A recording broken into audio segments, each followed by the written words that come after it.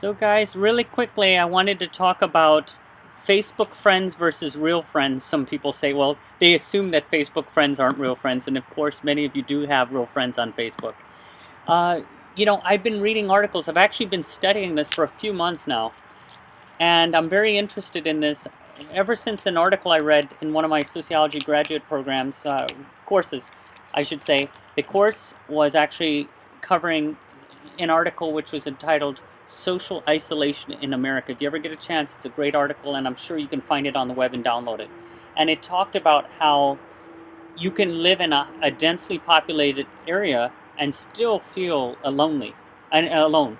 Lonely and alone. You can both are different, of course. Alone is the idea that you're separated from people, and it doesn't have any attachment to necessarily being lonely, but lonely is feeling even like you're not connected, even if you're in a group, or you might be alone in that situation as well.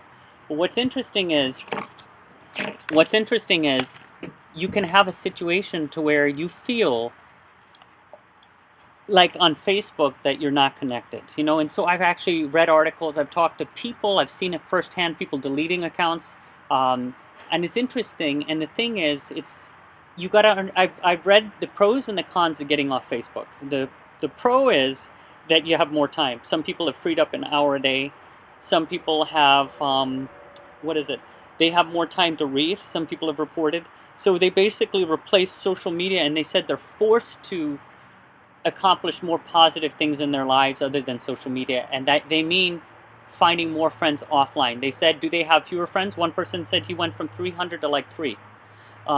So some people have dropped significantly, but he said it's the quality, not the quantity, that count.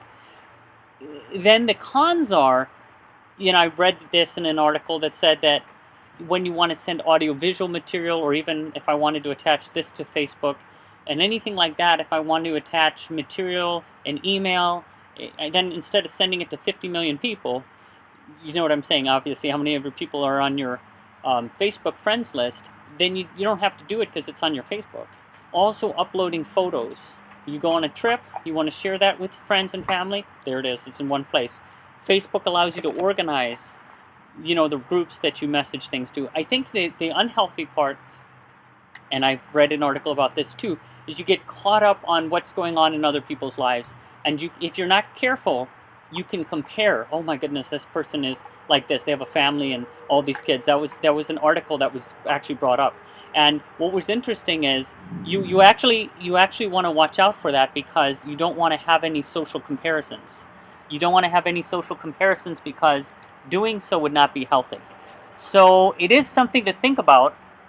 It is something to think about, because you don't want to have any comparisons to yourself and other people, and you just want to be happy for people's success, and you just want to not compare yourself and thinking you have to be doing anything differently than you are.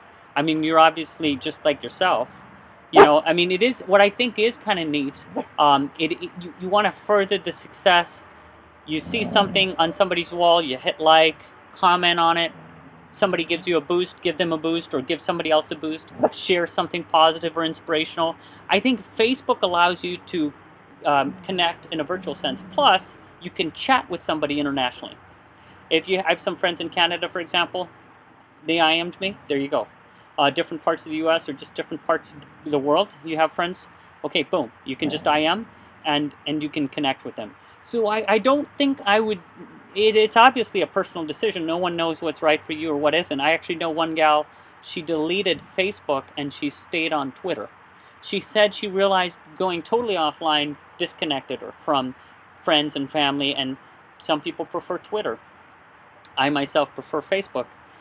People have different opinions. So the thing is, I have informally counseled somebody who had a video game addiction once, and it was interesting to see that, because I was invited to counsel him, and in that particular situation, he basically was using an online escape method, and he was playing a video game. I won't mention any video games, but there was a particular video game, and he lost his identity. Some people have addicted themselves to Facebook, Twitter, so that the simulated world that Foucault talks about, right, becomes more of this becomes my escape. That becomes, I need to check what's going on in so-and-so's life, and see how I'm doing or see who liked my profile. It can become an obsession, almost like an endorphin and dopamine squirt, and you get all these squirts in your brain and these rushes, and if you're not careful, it can be unhealthy in the sense that you're taking things almost like this happened and I'm taking it so literally that you don't like me because you didn't post this. And I've caught myself, I'm guilty of this. I don't want to point any fingers at my, self, but basically I have to accept responsibility. It's almost like, I would have expected this comment, or I would have expected that, or why didn't more people hit like on my, wall or something. You can create this kind of mind game with yourself. So I think if you let go and understand and you put Facebook in its place, it's excellent. I've also heard of cases where people have gotten offline and gotten back online because what has happened is they said they would go to conferences.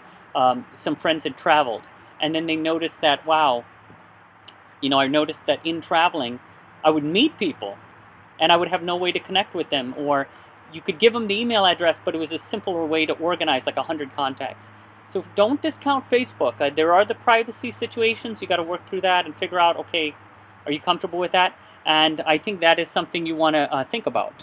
So, I think that it's a highly personal situation. There's pros and cons, and you might want to just pay more attention to how you feel about the situation. You can apparently deactivate the profile temporarily or suspend it temporarily and then, enable it again.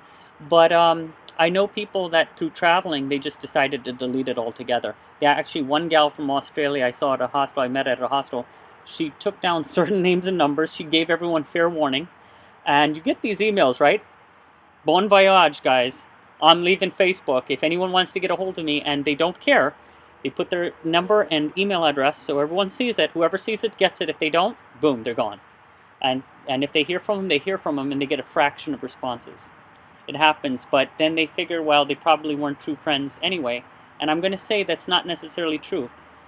I've read an article criticizing, friends from high school or people that I've known 20 years ago or 30 years. People will say those aren't true friends.